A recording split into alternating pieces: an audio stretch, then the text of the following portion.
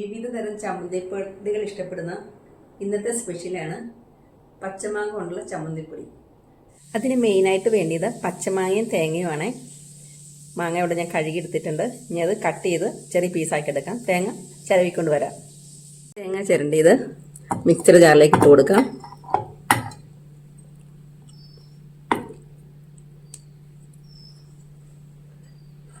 മാങ്ങ കട്ട് ചെയ്തും ഇട്ട് കൊടുക്കാം.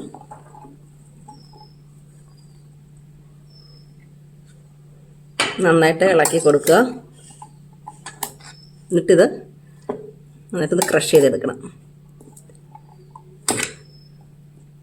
കൂടി തന്നെ പച്ചമുളകും ഇഞ്ചി ഒരു പീസോടെ കട്ട് ചെയ്തോടെ ക്രഷ് ചെയ്തെടുക്കുക. തേങ്ങയും മാങ്ങയും കൂടി ക്രഷ് ചെയ്തെടുത്താണിത്. ചമ്മന്തിപ്പൊടി തയ്യാറാക്കാനായിട്ട് ഇവിടെ ചീനിച്ചട്ടി വെച്ചിട്ടുണ്ട്. അതിലേക്ക് എണ്ണ ഒഴിച്ചിട്ടുണ്ട്. കടുക് ചേർത്ത് കൊടുക്കാം.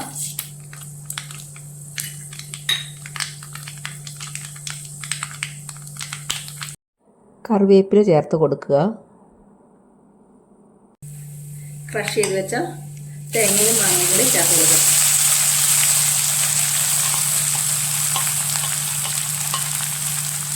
ഉണ്ടാക്കി ഇറങ്ങി കൊടുക്കാം.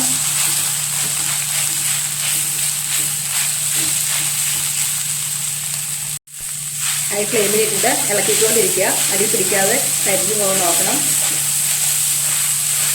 കുറച്ച് കഴിയുമ്പോൾ മീഡിയം ഫ്ലെയിമിലേക്ക് ആക്കി കൊടുക്കാവുന്നതാണ്.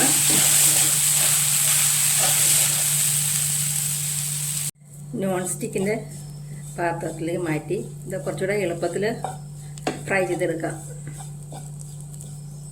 സമയത്ത് കുറച്ച് ഉപ്പ് ചേർത്ത് കൊടുക്കാവുന്നതാണ്.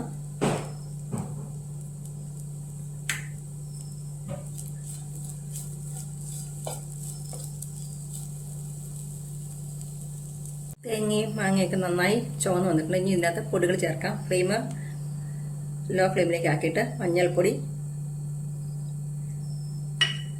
മുളക് പൊടി,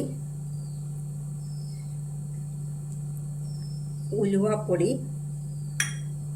കായം എല്ലാം കൂടെ നന്നായിട്ട് ഇളക്കി കൊടുക്കുക.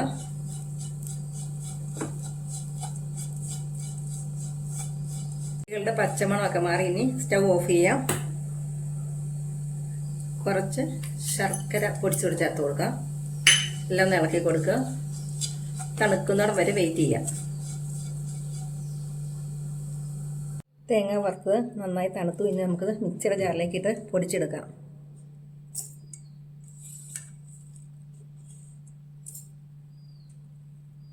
ചമ്മന്തിപ്പൊടി ഫൈനായിട്ട് പൊടിഞ്ഞിട്ടുണ്ട്. നമുക്കിതൊരു ഗ്ലാസ് ഭരണയിലേക്ക് മാറ്റാം.